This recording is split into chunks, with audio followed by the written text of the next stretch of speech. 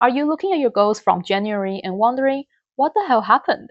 Maybe you had big plans to get in shape, to start that business, or getting organized.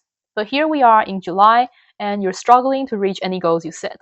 If you're nodding along and thinking, that's literally me, don't worry. I'm going to walk you through the exact 5-step system that helped me reach my goal in strengthening my core muscle and staying consistent. Whether you want to reach your goals in fitness, finance, or any other personal milestones, this system will help you get back on track before the end of the year. Step 1 is to write down your goals. And it's not just writing down any goals, it's about getting laser focused on exactly what you want to achieve. Vague goals get vague results. Here's the thing about writing down your goals. When you physically write something down, you activate the part of the brain that acts as a filtering mechanism to filter out all this information and tell you exactly what to focus on. That list of goals you wrote down is going to help your brain start to notice opportunities and resources that align with those goals that you would have otherwise missed.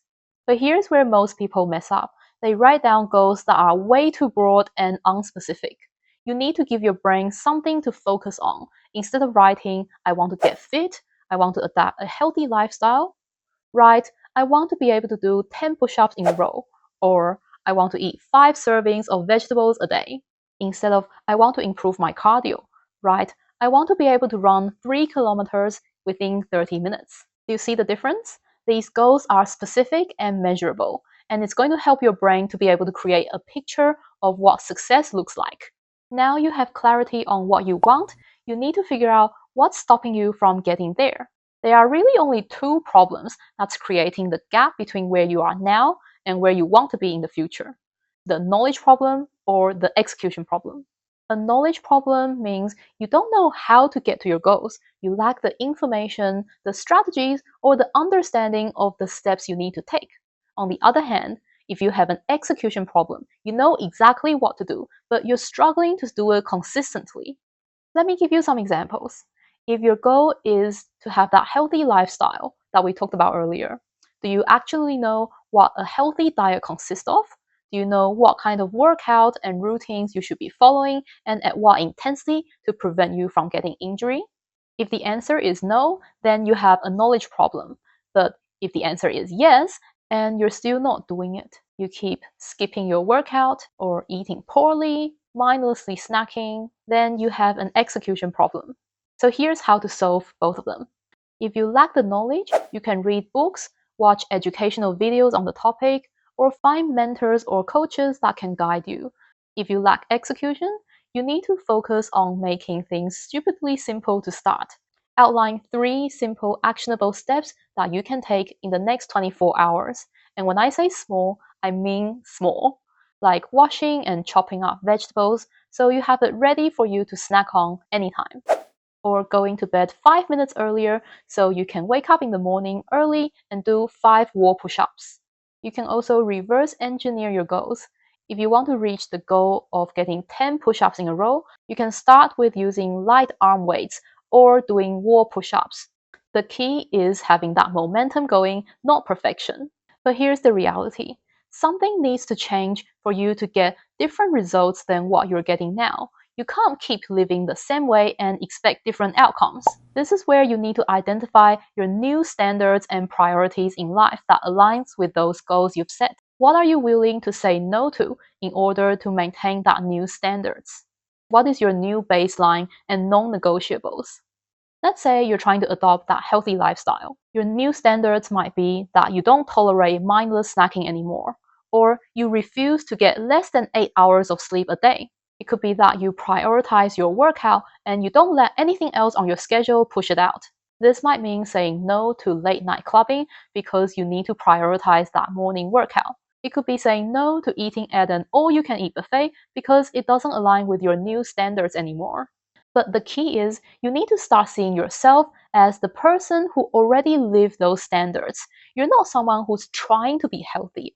You are a healthy person, and healthy person work out and eat healthy. The identity shift is crucial because you're going to naturally make decisions that align with who you believe you are. But let's be real, you're going to face obstacles. And the difference between people who succeed and people who don't isn't that successful people don't face setbacks, it's that they plan for it. First, find someone who can keep you accountable. It could be a workout buddy or a friend that shared the same goal that you can go to that morning run with. Send photos of your meals to each other and encourage each other along the way. When you have someone who's also invested in your success, it just makes it a lot harder to give up. Then you can create specific action plans that you'll do when you face common obstacles. If I miss my morning run, then I'll just do a 10-minute workout in the afternoon. If I start losing motivation, then I'll refer back to that list of reasons why I started on this journey. If I can't resist the temptation of junk food, I'll just clear out my pantry so that only healthy options are available. The key is to think through these scenarios before they happen, not during the moments when your willpower is already low. This way, you know exactly what you'll do when these obstacles come up. Now, the last step is to give your goals the attention they deserve. The common saying, out of sight, out of mind, rings true. If you're not regularly reviewing your goals, it's very easy to forget about them with the busy lifestyle that everyone has. But this step doesn't have to take long. A simple 10 minutes daily check-in with yourself, just asking, how am I tracking? What went well? And what seems a bit off? What is one small action that I can take to make it better tomorrow? This daily practice will keep your goal at the front of your mind so that you can quickly course correct if something starts to veer off track. But here's something really important. Don't associate your self-worth with the outcome of your actions.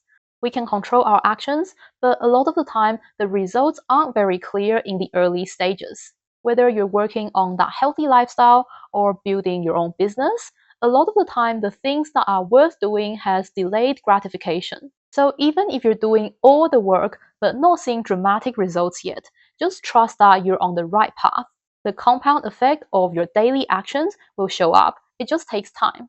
And remember, you're not someone who's trying to reach your goals. You are becoming the type of person that achieve their goals. And that's a skill that will serve you well throughout your life. I hope you found this video helpful. If you did, you might want to check out my other video about procrastinating and how you can use some mindset shifts that can help you overcome procrastination if you're struggling with the execution problem. I'll see you over there. Bye!